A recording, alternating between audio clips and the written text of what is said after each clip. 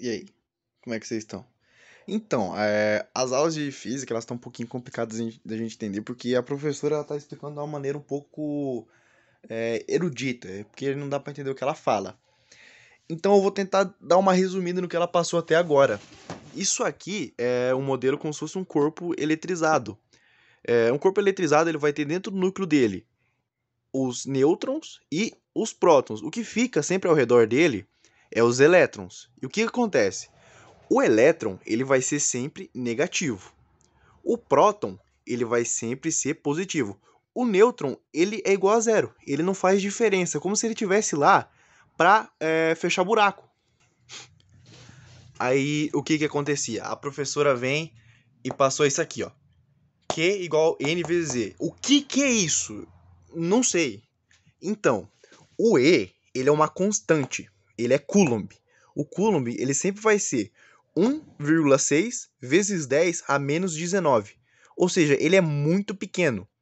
Porque é como se fosse 16 com 20 zeros para cá, para a esquerda. Ou seja, é muito pequeno. O N, ele é a diferença de prótons e de elétrons. Se uma carga, ela tem mais prótons do que elétrons, se o N considera que tem mais prótons do que elétrons, ela vai ser uma carga positiva. Se essa carga ela tiver mais elétrons do que prótons, ela vai ser uma carga negativa. Tcharam! A gente tem um probleminha. Na verdade, dois. A minha letra é muito feia e tem um exemplo. Um corpo que estava inicialmente neutro, ele foi eletrizado. Ou seja, ele estava tranquilo na dele. Ele tinha a mesma quantidade de prótons e de elétrons. Então ele estava neutro, suavão. E ele passou a ser eletrizado. E a carga que passou por ele era de menos 8 vezes 10 na menos 16. O corpo, ele ganhou ou perdeu elétrons? Tcharam! Então, a gente tem a equação para tentar descobrir. E a gente já tem duas coisas. A gente já tem a carga. A carga é o Qzinho. A carga é de menos 8 vezes 10 a menos 16. E a gente também já tem o E, que é 1,6 vezes 10 a menos 19. O E, ele sempre vai ser isso. Ele é uma constante. O que vai mudar é o Q e o N. Mas nesse caso, a gente quer descobrir o N. Eu não lembro onde eu parei, mas enfim.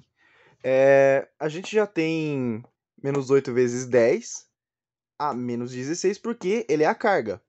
A gente tem o N? A gente não tem o N ainda. Tá aqui embaixo, mas enfim. E a gente tem o E, que é a constante. E a gente vai fazer a troca, a gente vai passar a letra para um lado e os números para o outro.